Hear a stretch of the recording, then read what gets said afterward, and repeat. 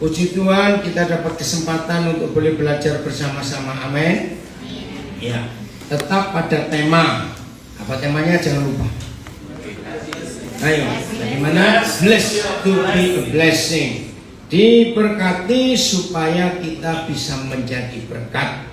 Itu tema kita sepanjang retreat ini. Puji Tuhan. Kita terus akan belajar tentang bagaimana kalau kita diberkati dan kita boleh menjadi berkat. Kita itu hukum alam yang tidak bisa diganti. Ya.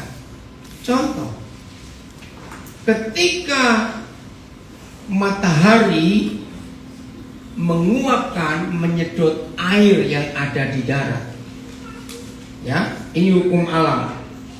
Ketika air yang begitu banyak ada di bumi, ada di darat, lalu disedot, dibawa ke udara, sampai sana Tuhan olah jadi apa? Jadi hujan. Itu siklus, betul tidak?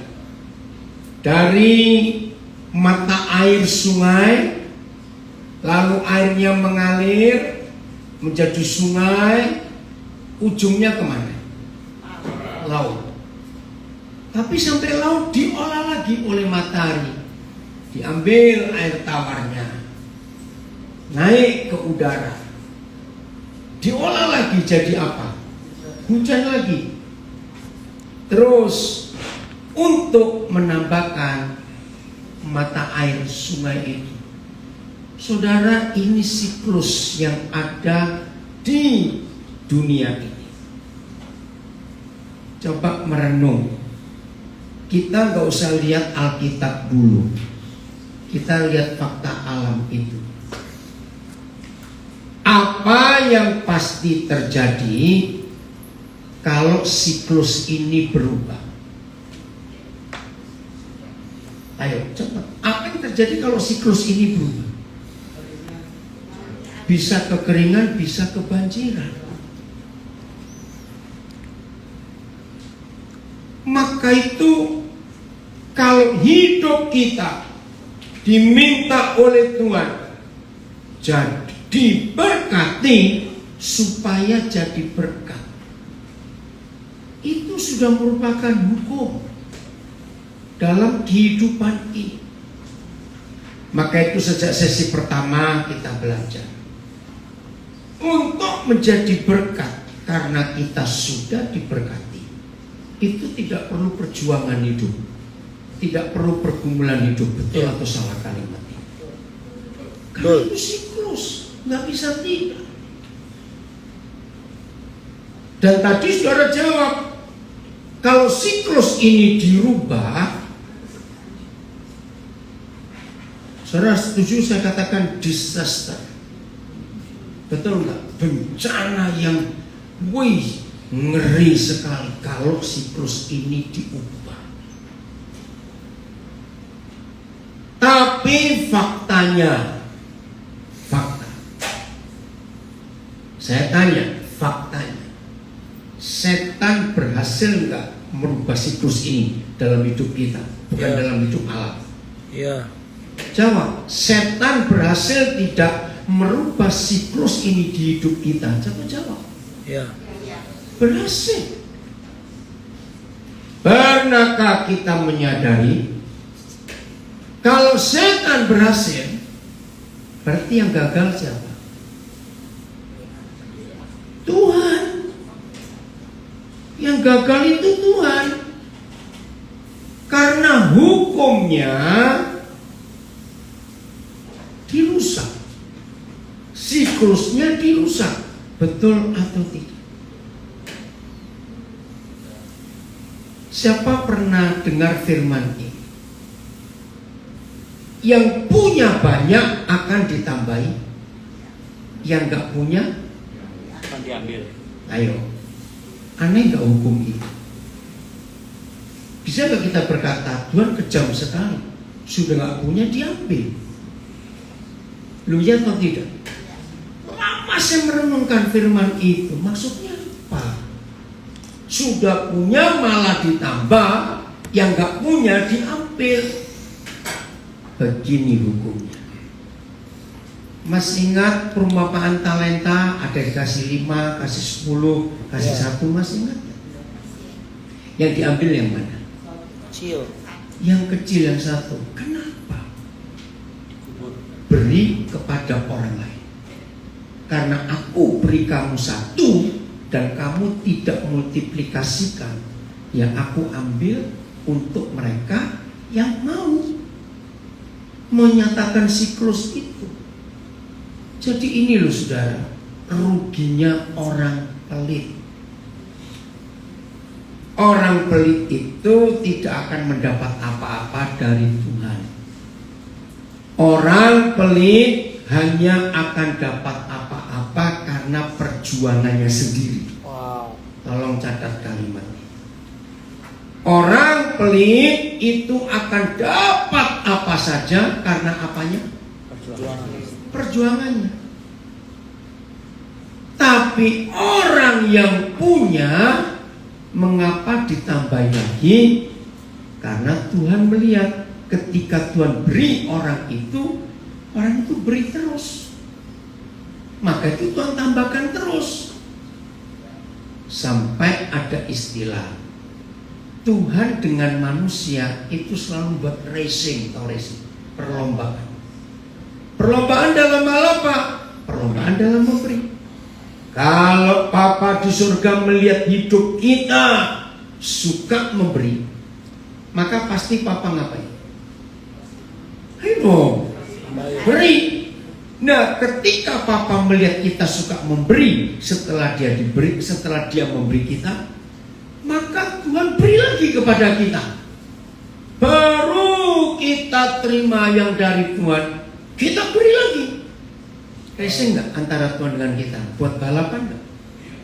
Loh, coba jawab ini loh saudara. Yang Tuhan ingin ada di antara kita. Maka itu firman ini tergenapi. Yang punya akan ditambahi, yang nggak punya akan diambil. Karena daripada aku beri kamu nggak ngapa-ngapain, ya berjuanglah sendiri untuk nasibmu. Nah, kita milih yang mana? Ayo, milih yang kedua atau yang pertama? Yang pertama dong. Tapi kembali pertanyaannya, walaupun ada banyak orang mengerti hukum ini, tetap bisa pelit nggak? Ya sudah, terserah. Loh ya kok baru mengerti hukum itu? Oke. Siapa percaya manusia itu bisa kaya tanpa Tuhan? Ayo, siapa yang percaya manusia bisa kaya tanpa Tuhan? Betul ya? Lihat Tiongkok, negara yang gak percaya Tuhan, suksesnya luar biasa. Maka itu jangan berkata orang kaya itu pasti diberkati Tuhan. Belum tentu. Belum tentu. Saya menemukan 3 resep untuk jadi kaya. Rajinlah berbuat dosa. Enggak usah percaya Tuhan. Kalau saudara buat 3 resep ini, engkau pasti kaya. Mau nggak saya kasih resep gratis? Loh, saya beritahu kok gratis. Karena saya sudah membuktikan di mana-mana, kalau orang yang sedang berdosa pun melakukan 3 hal ini, orang itu pasti kaya. Saya tanya dulu, mau tahu tidak? Mau semua. Catat. Kasih ke semua orang di dunia ini. Tulis, gak usah pura-pura. Ini penting, ini menjadi kaya tanpa Tuhan kok nggak mau. 1, tiba-tiba dapat warisan. Ini betul nggak? Tiba-tiba dapat warisan. Berapa tahun yang lalu sih? Kenapa? Pak Yosin lagi nih. Aduh, orang kudus ini kok. Tolong sampaikan saya Pak Pendeta Yosin ngomong apa itu? Loh ada. Siapa yang ngasih katanya Pak Yosin. Nah, kalau saudara ingin tahu, cari di Google. Sekarang coba buka Indra Tama. Oh nggak ada internet, oh, udah. Tanah apa tanah? Indra tamang. Tanah. Saudara, waktu dia menjadi kaya mendadak, orang Amerika sekarang tinggal di New York. Dia itu orang Bhutan atau Nepal. India. Orang Nepal, bukan India, Nepal. Tahun 70-an yang lalu, Indra Tamang ini masih remaja. Kerja di sebuah satu-satunya hotel di Kathmandu, karena nggak ada hotel lain. Nah, ada tamu kakak beradik, filmmaker, pembuat film dari Hollywood yang akan membuat film seri tentang Nepal. 6 bulan kakak beradik laki perempuan ini, mereka nggak menikah, nginap di satu-satunya hotel itu. Nah, Indra Tamang ini pelayan, ya, bukan petugas hotel, pelayan restoran. Ternyata 2 orang ini jatuh cinta kepada anak muda ini. Ringkas cerita, film selesai, ketemu biar kamu cari Indra Tamang. Lalu mereka berunding, kita adopsi aja anak ini. Akhirnya Indra Tamang dibawa ke Amerika, catat, hanya jadi pembantu, ngurusin gardennya, ngurusin kebersihan rumah. Tapi mereka melihat anak ini rajin sekali, kerjakan apa-apa tanpa disuruh. Ternyata suatu hari mereka menemukan salah satu skill yang terpendam. Ternyata Indra Tamang ini suka syuting, buat film juga. Akhirnya kakak beradik ini menyekolahkan Indra Tamang untuk jadi apa itu? Bukan fotografer, video maker ya, film. Ya, terus dibawa keliling dunia oleh 2 orang ini untuk membuat film itu. Suatu hari, satu persatu 2 orang ini meninggal. Ketika membuka wasiatnya Wilmy, ada sebuah surat bahwa kalau mereka meninggal, seluruh kekayaan mereka berdua itu sah jadi milik Indra Tamang. Wih, waktu pengadilan membacakan itu dia menangis. Ada 2 alasan ditulis dalam kisah itu. Indra Tamang menangis. 1, dia belum berterima kasih betul kepada 2 orang itu. Yang ketiga, dia berkata, aku nggak harapkan barang-barang ini nasibku dilupa oleh 2 orang itu. Sekarang bukan rumah, bukan house, mansion yang diwariskan. Lalu barang-barang antik, lukisan-lukisan. Wih, kekayaan, ada real estate juga. Udah ketemu pada Indra Tamang. Saya kagum melihat anak muda ini. Nah, jadi dia tiba-tiba kaya. Jadi ada loh Pak Yusin yang mengasih warisan. Coba Pak Yusin cari orang tua kaya yang nggak punya anak.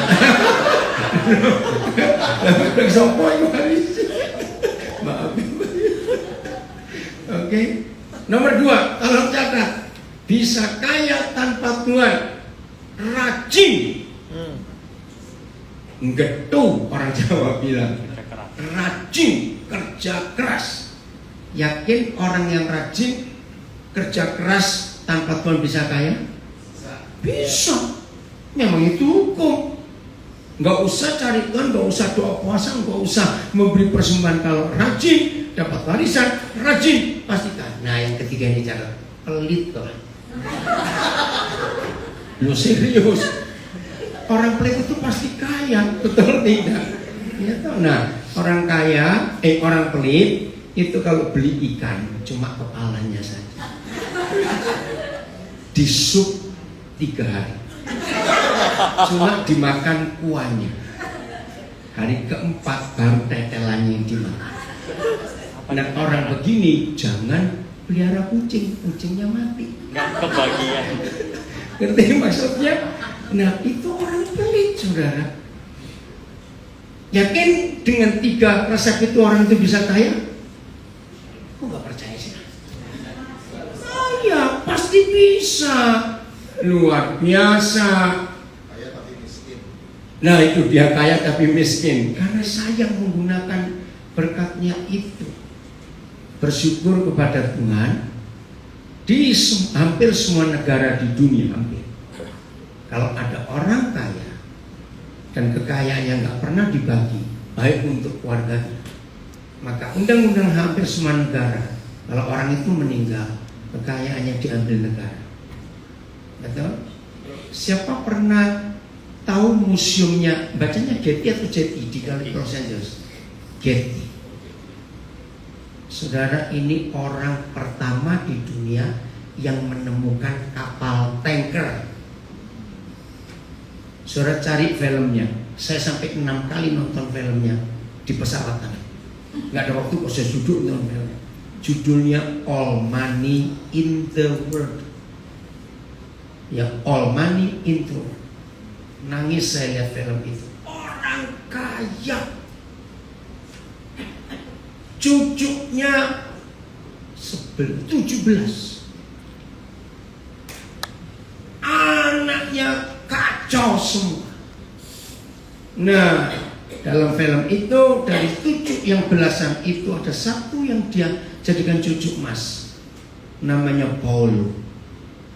Paulo diculik oleh mafia. Wah, terjadi kisah yang luar biasa. Mamanya Paulo berarti mantunya Getty, berkali-kali datangi mertuanya, tolong ini cucumu. Getty nggak pernah aja. Wih, ancaman datang semuanya. Nah, bapaknya Paulo sudah gila juga karena drug, sudah. Dan di kisah itu, ketika penculiknya ngancam terakhir kali, karena Getty tidak mau memberikan uangnya, jawabannya itu membuat saya shock. Kalau aku nuruti permintaanmu untuk menebus cucuku ini, cucuku itu 17, kalau diculik semua aku bayar berapa? Wajar nggak? Loh, wajar nggak? Kalau kita kaya wajar lo ngomong gitu. Biarin dah.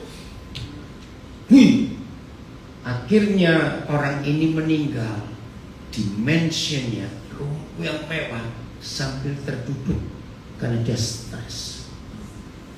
Kalau jalan ke Los Angeles area, California, ada museum dia, gede sekali. 2 tempat ya, di 2 tempat.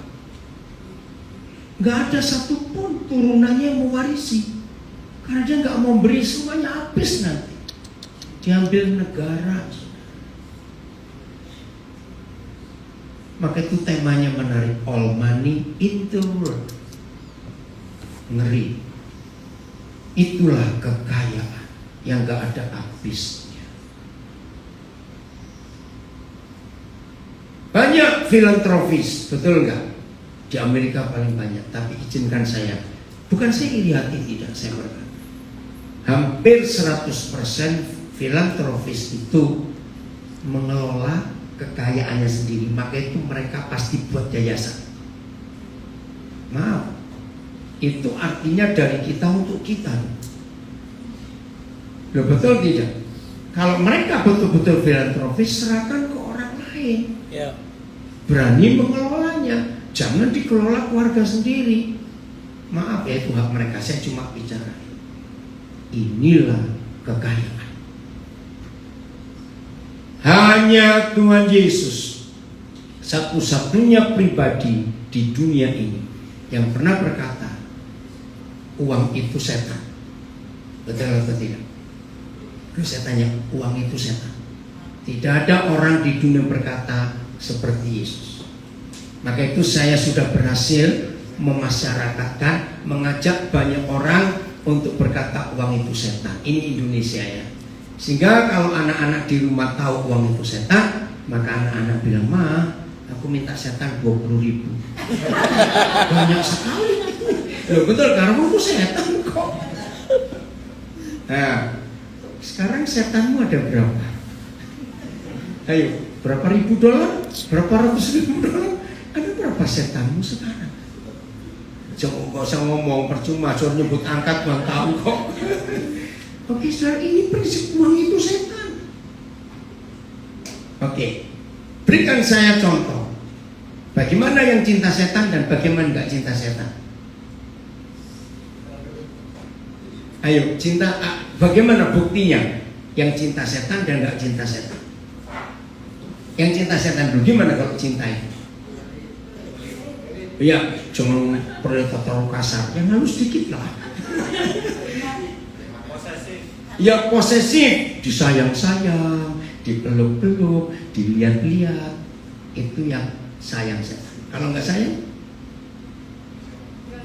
nah itu susah bener. Taruh aja sembarangan, buang aja siapa perlu. Maaf, sulit untuk kita lakukan, tapi ini fakta dalam kehidupan kita. Maka itu hanya Tuhan Yesus yang berkata, uang itu pribadi. Money is not thing but a person. Loh kok bisa? Kita lihat Matius 6:24. Maka itu hati-hati dengan uang. Uang itu bukan benda ternyata. Uang itu pribadi, punya nyawa. Matius 6:24. Kita lihat ya, supaya kita tidak salah dalam hidup kita. Tidak ada orang yang dapat melayani dua tuan, two masters. Nah, kalau saya bilang tuan atau master itu orang atau benda? Orang, pribadi. Terus, karena ia akan membenci tuan yang satu dan akan mengasihi yang lain, atau ia akan setia kepada tuan yang satu dan meremehkan tuan yang lain. Kamu tidak dapat melayani tuan dan mamon. Bahasa Inggrisnya, no one can serve two masters, for either he will hate the one and love the other, or else he will be loyal to the one and despise the other. You cannot serve God and Mammon. Coba terjemahan barunya, ya, terjemahan barunya bahasa Indonesia. Ada kata ini loh. Nah, tak seorang pun dapat mengabdi kepada dua tuan, karena jika demikian ia akan membenci yang seorang. Iya. Jadi uang itu bukan benda. Tolong catat mulai hari ini. Saya kaget ketika pertama kali Roh Kudus berikan revelation ini. Wow, uang itu seorang,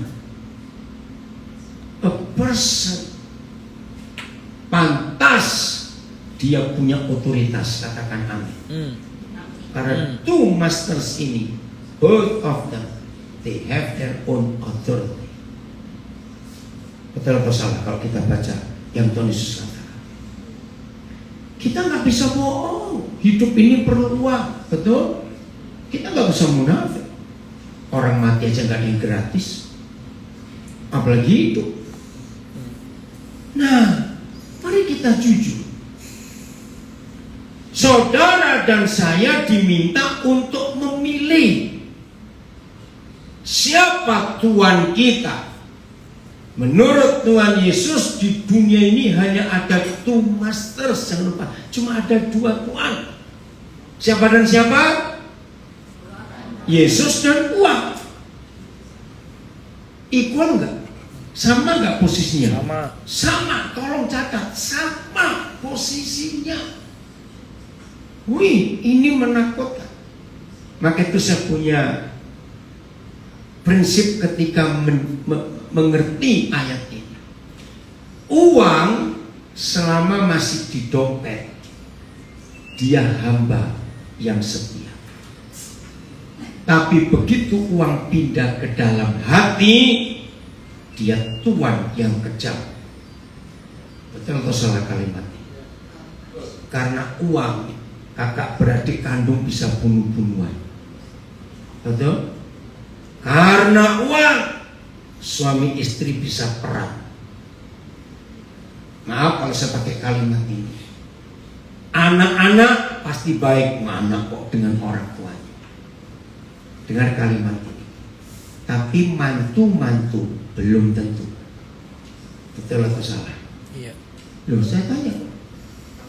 Anak-anak baik, tapi mantu-mantu lain cerita. Maka itu Alkitab menulis di 2 Timotius 1:5. Orang tua kaya wariskan iman ke anak cucu. Iya. Kalau warisan iman, anak-anak kita aman, cucu kita. Coba kita lihat 2 Timotius 1 ayat 5. Ini penting Papa Mama. Maka itu ketika kami belum tiba di Detroit, saya sudah cerita ke anak-anak saya berempat ini, ya, tentang keluarga Pastor Jo. Saudara, Pastor Jo anak seorang gembala, dan gereja di Jawa khususnya kenal siapa pendeta Go In Chu ya. Ya, itu terkenal. Itu papanya Pastor Jo, seorang tokoh gereja di Jawa Tengah, dan hidupnya jadi berkat yang luar biasa, sehingga Pastor Jo jadi hamba Tuhan. Ingat Jesse? Nah, saya cerita kepada anak-anak sebelum ketemu, inilah bukti keturunan orang benar akan terus bersambung. Oke, ini warisan iman. Ya. 2, ya, aku diingatkan dengan imanmu yang tulus. Yang pertama-tama, ini kepada Timotius ya, Paulus tulis surat. Yang pertama-tama hidup dalam nenekmu Lois dan ibumu Eunike. Dan aku yakin sekarang iman yang tulus itu, saya tambahkan, hidup di dalam kamu juga. When I call to remembrance the genuine faith that is in you, Timothy, which dwelt first in your grandmother Lois and your mother Eunice, and I am persuaded is in you also. Papa Mama, hati-hati dengan warisan kekayaan untuk anak-anak. Hati-hati. Lagi sekali saya katakan, anak-anak baik, tapi mantu-mantu belum tentu. Maaf ya, maaf. Maka itu tidak sedikit banyak keluarga kaya, orang tua masih hidup, anak-anak bertengkar gara-gara warisan setelah anak-anak itu menikah. Ini masalah. Maka itu penting kita melihat ini. Wariskan iman ke anak-anak kita, maka mereka akan selamat. Dan kita orang tua kalau meninggal bisa merem, nggak melek sebelah, karena melihat anak-anak ribut masalah harta. Menderita loh orang tua seperti itu. Maka itu saudara, hal ini penting dalam kehidupan kita. Uang itu kita tempatkan di mana? Lagi sekali, selama uang masih di dompet, dia adalah hamba yang setia. Tapi begitu uang pindah ke hati, dia tuan yang kejam. Ingat itu. Suatu hari saya dapat ilustrasi menarik tentang orang pelit. Ya, saya juga nggak tahu yang buat ilustrasi itu siapa. Orang pelit biasanya kaya. Yang kaya jangan tersinggung dulu, asal sudah nggak pelit nggak apa. Kalau sudah kaya, saya berkata tersinggung, pelit tersinggung, ya itu orangnya gitu aja. Nah, keluarga kaya ini punya dokter pribadi. Dokternya kenal betul. Jadi dokter ini pun merasa, aduh, kalau yang pelit ini datang ke tempat praktek, masalahnya cari obat yang murah, cari yang murah apa-apa, ya sudah kenal. Satu hari anak bungsu mereka, keluarga kaya ini umur kira-kira 5-6 tahun, lagi main pistol-pistolan, pakai peluru kacang hijau. Nggak tahu namanya anak kecil. Satu kacang hijau masuk ke kuping. Wah, anaknya ini menangis. Papanya kaget. Kenapa kamu nangis kacang hijau? Kacang hijau. Ada apa kacang hijau? Diperiksa bapaknya pakai senter. Sudah terlalu dalam, nggak bisa diambil. Bawa ke dokter. Nah, dokternya tahu tadi si pelit datang lagi. Ada apa ini? Kacang hijau dok. Kenapa kacang hijau? Namanya dia. Coba saya periksa. Jadi diperiksa. Ini nggak bisa diambil pakai alat apapun juga, harus operasi. Orang pelit mendengar operasi langsung tekanan darah naik. Maka itu saya punya prinsip. Orang yang cinta uang itu kalau mau ngecek tensi darah nggak usah pakai alat, cek saldonya. Lo serius? Mau tahu? Ya, orang yang mata duitan, saldo banyak, tekanan darah normal. saldo kurang, tekanan darah betul nggak kira-kira pendapat ini? Ya oke, nggak percaya juga nggak apa-apa, nggak ada apa ketetapannya. Nah begitu dengar operasi, si pelit ini langsung kaget. Apa dok? Operasi, nggak ada jalan lain. Nah karena pelit tanya, dok, apa ada cara lain nggak yang lebih murah dari operasi? Dokter sudah punya jawaban. Ada pak. Oh itu dok saya mau. Oke, bawa pulang anak bapak. Tiap hari tetesin air kuping ini, 3 hari jadi kecabut. Wah, ini keren betul. Loh betul nggak? Nah, yang senang ini pelit semua gitu. Cabut Pak. Keren ya. Saya baca itu, ini yang buat siapa? Maka itu kalau saudara ketemu orang pelit ngomong kecambalu gitu.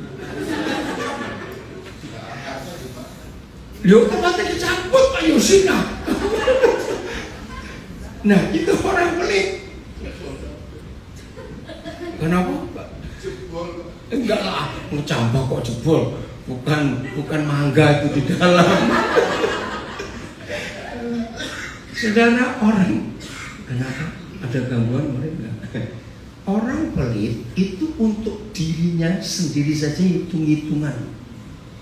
Betul tidak? Apalagi untuk orang lain, lebih hitung lagi.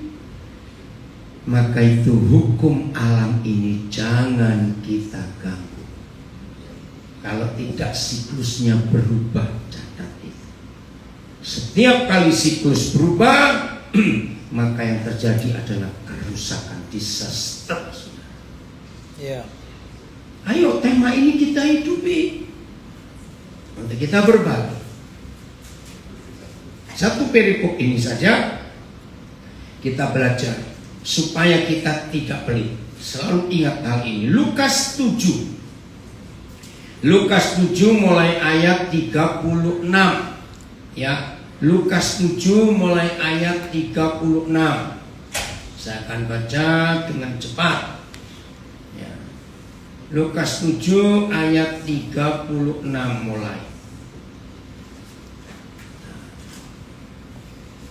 Ya.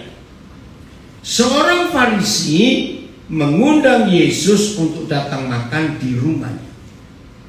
Yesus datang ke rumah orang Farisi itu, lalu duduk makan. Saudara, tolong perhatikan hidup Yesus. Apa saja yang Tuhan Yesus buat, itu tidak pernah dia mikir untuk keuntungan diri sendiri. Contohnya, mengapa Tuhan Yesus datang diundang makan ke rumah orang Farisi? Bukan seperti model kita, mumpung ada yang undang gratis. Bukan begitu. Salah itu. Setiap hal yang Tuhan Yesus buat, selalu dia mikir impactnya untuk orang lain. Itu selalu. Tolong perhatikan. Nah, milikilah sifat itu. Mau kerjakan apa saja dalam hidup ini, hal kecil maupun besar, saudara dan saya harus tahu. Tanya, Papa, siapa yang harus diberkati? Aku ngerjakan ini, ngerjakan itu. Selalu tanya. Suatu hari saudara, memang malam itu saya harus balik ke Papua. Ini di Jakarta. Tapi Roh Kudus dorong saya, kamu ke Mall Ciputra. Masih ingat ya? Waktu itu kami tinggal di daerah Greenfield, jadi dekat. Mall Ciputra. Saya diskusi, Papa, lagi nggak ada apa-apa itu. Sudahlah kamu ke sana.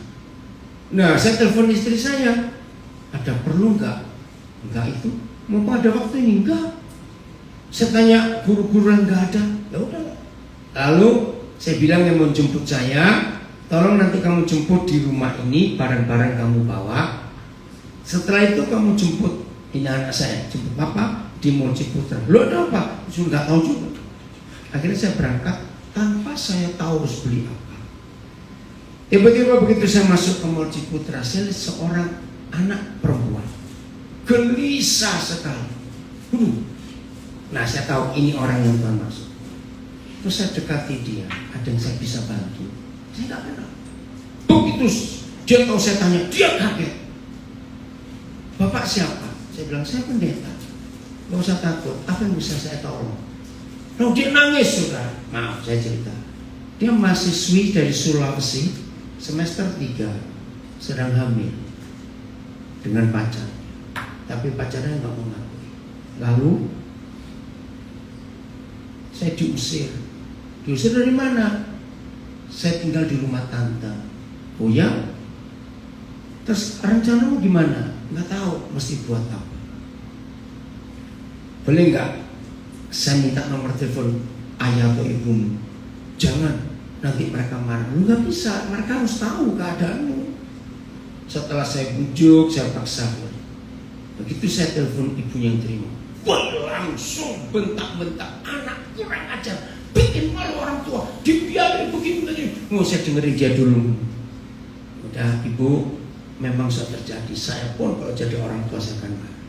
Tapi sudah terjadi. Ternyata ibunya betul-betul kecewa. Saya nggak mau ngurus, mau mati-mati sana. Ya udah bu, saya bilang ini nomor telepon saya. Ibu simpan kalau perlu apa-apa. Terus saya telepon tantenya, sama marah-marah juga. Tidak ada dari keluarga kami anak seperti itu. Nah terus sekarang gimana? Kami nggak mau terima dia balik. Nanti mempengaruhi adik-adik sepupunya. Ya udah kalau begitu. Akhirnya saya tinggalkan di salah satu kantor anak saya di Jakarta. Saudara, berapa kali istri saya telepon mesti mengingatkan mau bagaimana sampai melahirkan bayi itu. Wow. Istri saya sempat tanya, kamu nggak pengen melihara dia, jadi dibiarkan berapa hari, mungkin naluri ibu akan muncul. Ternyata tetap dia nggak mau ngurus anak itu. Dia bilang saya mau kuliah, saya mau kuliah. Oh ya sudah. Nah, anak-anak saya sudah tahu prinsip ini. Ada satu keluarga sudah punya 2 anak, guru kami di negeri. Anaknya cowok 2-2. Nah ini yang akhirnya diperlukan. Biar kami aja yang merawat. Akhirnya dirawat. Sudah besar anak ini, sekarang kelas 4 SD kalau nggak salah. Dan kami nggak tahu ibunya ada di mana, sudah hilang. Ya sudah. Jadi Tuhan nyuruh saya ke Mall Ciputra. Ternyata ada satu yang diselamatkan ini. Saya punya banyak kesaksian seperti ini gara-gara ayat ini.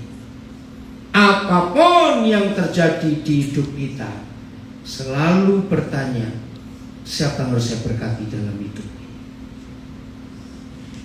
Ini luar biasa. Salah satu contoh Charles, maaf.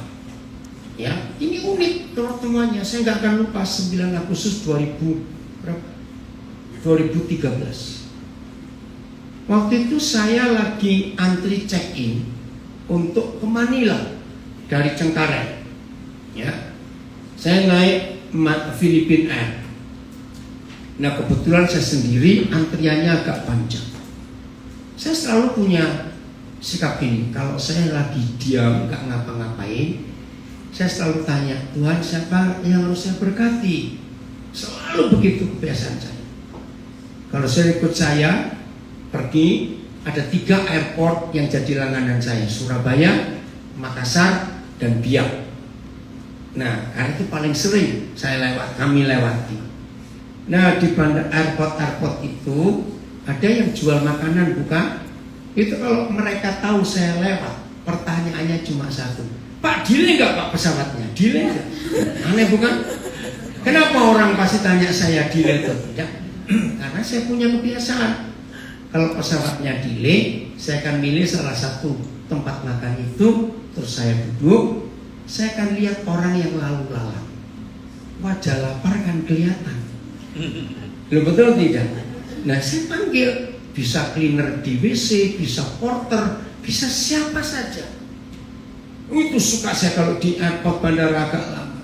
Saya ajak duduk untuk makan, sambil saya cerita tentang kehidupan. Saya nggak bilang agama, tidak.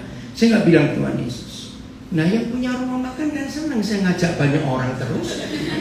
Maka itu kalau mereka tahu saya datang ke bandara, tanya, delay nggak Pak? Enak. Nah kalau biasanya cleanernya saya suruh panggil, ayo kamu sudah makan toh, panggil teman suruh sini, berapa saja, ayo. Itu cara saya hidup untuk jadi berkat. Saya nggak pernah ngomong agama, nggak pernah ngomong Tuhan. Saya selalu ngomong 3 hal. Mengampuni. Ternyata banyak loh orang sakit hati di dunia.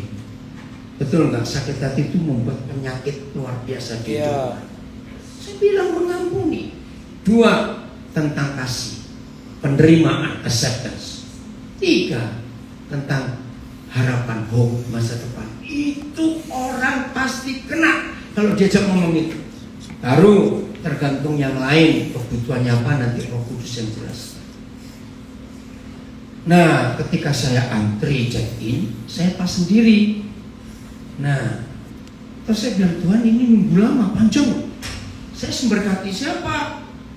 Saya pikir kalau ada cleaner yang sedang nyapu, saya akan panggil, nggak ada. Itu karena pesawatnya after midnight. Tahu Roh Kudus bilang, kamu lihat ke kanan. Ke kanan. Nah ternyata counter sebelah ini Cebu Pacific, pesawat Filipina yang mau ke Manila juga. Kan panjang juga. Saya tanya, Bapak yang mana? Orang begitu banyak. Lihat yang 3 orang itu. Nah salah satunya Charles ini. Kenapa? Nah oke, ada satu yang Roh Kudus katakan, baik, saya akan ingat mereka. Tapi waktu saya melihat mereka, saya pikir mereka bukan orang Indonesia. Saya pikir kalau nggak Thailand atau Vietnam. Ya udah, saya pikir pasti hampir sama. Ternyata yang Cebu Pacific lebih selesai check in. Baik, mereka masuk. Yaitu singkat cerita, nanti sudah tanya cara sendiri. Ternyata Tuhan bisa jamak pertemuan itu sambil nunggu saja. Nah sekarang 3 jadi anak saya mereka semua. Amin. Yang satu ada di Sydney sekarang ini. Saudara, maka itu ketika Tuhan Yesus diundang makan ke rumah orang Farisi yang namanya Simon, dia datang, tolong dicatat, bukan karena ingin makan gratis, jawab. Lihat ayat 37, ada siapa? Ayo baca sama-sama. 1, 2, 3. Di kota itu. Nah stop. Terkenal, kalau mendengar kata terkenal keren bukan? Tapi buntutnya nggak enak. Terkenal sebagai seorang berdosa. Nah ini loh, Tuhan Yesus selalu menjadi berkat. Dia nggak hanya mikir diri sendiri. Ada perempuan ini yang perlu dia. Sampai hari ini tidak ada penjelasan siapa perempuan ini. Tetapi saya percaya dia adalah perempuan di Yohanes pasal 8. Yang pagi-pagi Yesus ngajar di bait suci, masih ingat? Lalu imam-imam ahli Taurat melempar perempuan yang kedapatan berbuat zina. Bayangkan. Nah saya percaya dia itu. Ketika tinggal 1 kata saja Yesus dijebak. Masih ingat gak Yohanes 8? Nanti baca sendiri. Guru, menurut Musa orang seperti itu dirajam batu sampai mati. Menurut kamu bagaimana? Woi, ini jerat. Kalau dia berkata, lakukan seperti yang Musa katakan. Loh, katanya kamu datang membawa kasih. Tapi kalau dia berkata, jangan hukum dia. Woi, kamu juga orang berzina. Serba salah. Saudara, 2 kali ditulis kata perempuan ini ketangkap basah. Saya masih ingat khotbahnya Pak Tong, Stephen Tong, ya tahun 70-an yang lalu. Kalau ketahuan ketangkap berbuat zina, berarti 2 orang dong. Lah mana lakinya? Pak Tong berkata, jangan-jangan salah satu imam itu sendiri. Luar biasa kalimat itu. Mungkin juga, kok nggak ditangkap juga yang laki? Akhirnya Tuhan Yesus melukis di tanah, tidak tahu lukisan apa. Lalu ada kalimat, barang siapa di antara kamu yang merasa tidak berdosa, lemparkan batu 2. Ingat ya perkataan ini. Ternyata nggak ada satu. Berarti semuanya ya sudah. Berdosa jangan nunjuk orang tahu. Betul? Tunjuk ke diri sendiri. Maka itu Tuhan gak suka kita menghakimi orang lain. Katakan amin. Amin. Tidak suka, jangan suka menunjuk hidup orang lain, urus diri. Amin. Amin. Amin. Setelah sekian lama nggak ada teriakan, nggak ada batu melayang, nggak ada suara apa-apa, Tuhan Yesus baru angkat kepalanya. Ternyata tinggal berdua saja, dia dengan Tuhan Yesus.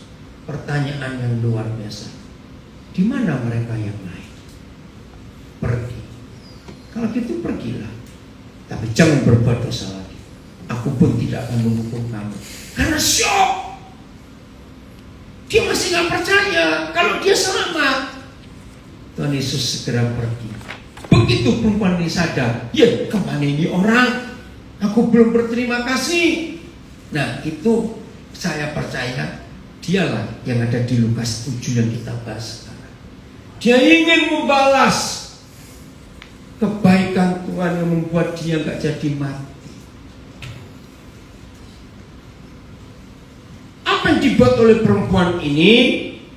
Saya baca lagi. Di kota itu ada seorang perempuan yang terkenal sebagai seorang berdosa. Ketika perempuan itu mendengar bahwa Yesus sedang makan di rumah orang Farisi itu, nah ketika dia mendengarnya, Yesus ada di kotanya, datanglah yang membawa sebuah buli-buli puala berisi minyak wangi. Stop. Kira-kira perempuan ini begitu dengar Yesus ada di rumah orang Farisi, dia langsung masuk atau mikir-mikir dulu? Orang Farisi loh, mikir-mikir. Nggak mungkin bisa masuk ke rumah orang Farisi, dilempar dia keluar. Jadi bayangan saya, sambil membawa botolnya aja mahal karena pualam, apalagi isinya. Dia mondar-mandir di depan rumah Simon, masuk enggak ya? Masuk enggak? Akhirnya keputusannya, terserah mau jadi apa, aku harus masuk untuk berterima kasih kepada Yesus. Maka itu Alkitab menulis sambil menangis ayat 38. Ia pergi berdiri di belakang Yesus dekat kakinya, lalu membasahi kakinya itu dengan air matanya dan menyekanya dengan rambutnya. Kemudian ia mencium kakinya dan meminyakinya dengan minyak wangi itu. Perempuan ini diberkati luar biasa karena nggak jadi mati. Katakan amin. Amin. Maka itu dia berbuat seperti itu. Ayat terakhir saya baca sebentar, ayat 47. Ini loh alasan. Sebab itu aku berkata kepadamu Simon, dosanya yang banyak itu telah diampuni, sebab ia telah banyak berbuat kasih. Tetapi orang yang merasa sedikit diampuni, sedikit juga ia berbuat kasih. Saya tanya, kira-kira siapa manusia yang merasa sedikit diampuni? Kalau saya sadar terlalu banyak kejahatan saya lakukan buat Tuhan. Ngerti pertanyaan saya? Kira-kira manusia model apa yang merasa sedikit diampuni? Bukan, itu hasilnya Pak Suwandi pelit betul. Tapi orang kelompok apa, orang yang bagaimana merasa sedikit diampuni? Merasa benar. Merasa benar. Iya. Oh, keluargaku baik-baik loh. Dari opa omaku itu orang tahu semuanya baik. Oh, papa mamaku itu baik. Nah ini saya orang Surabaya. Orang Surabaya itu punya kata kalau ngomong itu kasar. Yang terjadi kalau ada anak nakalnya luar biasa. Ini orang Surabaya bilang, dasar kakekmu buaya, bapakmu kadal. Maka itu anaknya jadi kayak begini. Maka itu kuat kasar betul. Kalau nggak tahu kadal komodo gitu lah. Oke. Nah ini opa omaku itu baik-baik, ayah ibuku itu baik-baik, maka itu kami sudah baik-baik. Nah ini orang yang merasa sedikit diampuni. Itu orang diri merasa benar. Saudara percaya nggak ada orang benar di antara kita? Ya sudah. Boleh nggak saya berkata kita ini mantan bajingan semua? Loh, nggak jawab. Boleh nggak kita berkata kita ini mantan bajingan semua? Jangan-jangan masih ada bajingannya di sini. Loh, bisa tuh? Kenapa tidak mungkin jawab? Maka itu kalau saudara dan saya merasa begitu banyak dosaku dan Papa ampuni, ayo kita banyak berbuat kasih. Yes. Inilah blessed to be a blessing. Tepuk tangan buat diri sendiri dong. Ayo, Mama. Ayo, kita